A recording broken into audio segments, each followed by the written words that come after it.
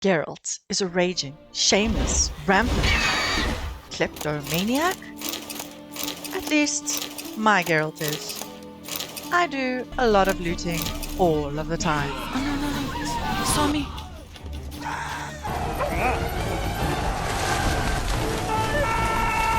And then there are the ladies. Geralt is also very much a ladies' man. At least, my Geralt is. Always looking for a pretty woman to woo into his powerful arms. But maybe your Geralt will be different. Wanna dip your dingle? Probably not though, because who doesn't want to be a devastatingly handsome hero, wandering the ravaged lands, slaying monsters and wooing women, with a little looting on the side? The answer is nobody, even if they don't know it yet. Welcome to not another review of The Witcher 3: The Wild Hunt. Imagine you are perusing an art exhibition of medieval oil paintings, and you think to yourself, what a dark and romantic world. I wonder what it could be like to live there. When suddenly you are transported into one of the paintings, transformed into a three-dimensional, living, breathing, mobile warrior, only to discover the land is not simply a despairing world akin to a painting of yore, but it is literally magical in every way too. A nice feature of this game is that when you are transported into this medieval world, it is not as a nobody peasant. Rather, you are the infamous Geralt of Rivia, a world-renowned witcher. Just about everyone has heard about you, and it made me feel rather pleased about myself and regal as I strutted about the place. It is fun being famous in an imaginary world for a change. Visually, The Witcher 3 has an artistic feel. Rather than hyper-realism, there is the sense that a passionate brushstroke has painted itself finely over every line, giving a welcome, roughish edge to the world. Some of the game aesthetics are reminiscent of the series of tapestries called The Lady and the Unicorn. You see the same kind of intricate designs and patterned fabrics combined with magical creatures. Complementing the dark world are violins, cellos, and other instruments that pour their notes over the game that makes you melt a little with their melancholy. The music carries you along, changing tempo to match what is happening in the scene as it seamlessly transitions from soundtrack to soundtrack. The voice acting is also top-notch. Top-notch? And interspersed in the vast soundscape, you hear Geralt's deep, gruff voice as he sometimes talks to himself. It's clearing up. Which is a treat, because he has a great voice, and it matches his character and the world in which he lives perfectly. Pretty damn hot. And eventually his quips become rather reassuring that you are never alone, as Geralt is always with you, even when the wind is indeed a-howling. A storm, damn it. It is a grim, gloomy, and often scary world. Much of the land is in the midst of a war, and storms are often a-brewing, and you really feel it all. After all the hoopla, I would be remiss if I did not mention the graphical changes of the next-gen update.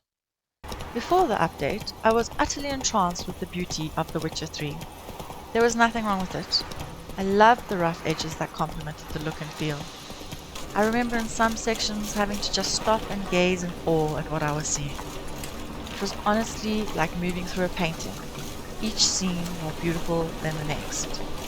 After the next-gen update, the visuals certainly changed, as though they had been painted by an artist of a somewhat different style. At first, I didn't like the departure from what I'd come to know and love so much in the original, but it did not take long before the visuals of the next gen captivated my heart. They are gorgeous. They softened and smoothed over the jagged edges and also added much more depth, color, detail, and texture. Now that I have spoken a lot about the visual and auditory immersion, let me rewind back to the beginning. When I first started playing The Witcher 3, I remember being totally intimidated by how large the game is, with massive sprawling maps, thousands of things to do, I just did not feel like I had the time and energy for it all. But when I was about a quarter of the way into the game, I slowed right down. I didn't want it to end. I put off the main story quests until I had absolutely run out of other stuff to do. I wanted to savor every moment. The game had completely won me over, and I was relieved that it was so big. I found in the beginning when you have to learn how the game works, especially hard won.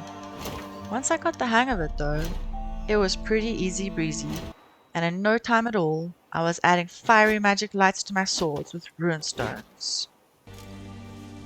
I was always at the edge of fear as I traversed the miserable lands, and for good reason too, because you never quite know when you'll wander naively into a mystical forest and be confronted with a forest beast that looks like a vine-tangled tree man with a wooden horse's skull and antlers. But The Witcher 3 is so much more than monsters, pretty girls, and gorgeous swords.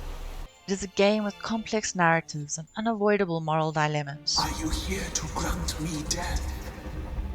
Or is my freedom your wish? Rarely is anybody ever quite evil, or totally good either. In fact, it is sometimes stunningly hard when the game forces your hand at making those judgments. And for days or even months afterwards, you might find yourself wondering if you made the right choices in certain quests.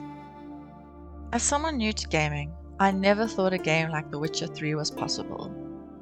I never dreamt that one day I could wander ancient lands on horseback and encounter fantastical monsters that I could slay with a swift snicker-snack of my vorpal blade. The game is best summed up with an excerpt from Lewis Carroll's idiosyncratic poem, Jabberwocky. The Jabberwock, with eyes of flame, came whiffling through the tulgey wood, and burbled as it came. 1, 2, 1, 2, and through, the vocal blade went snicker-snack. He left it dead, and with its head he went galumping back. Not Another Review gives The Witcher 3 Top notch.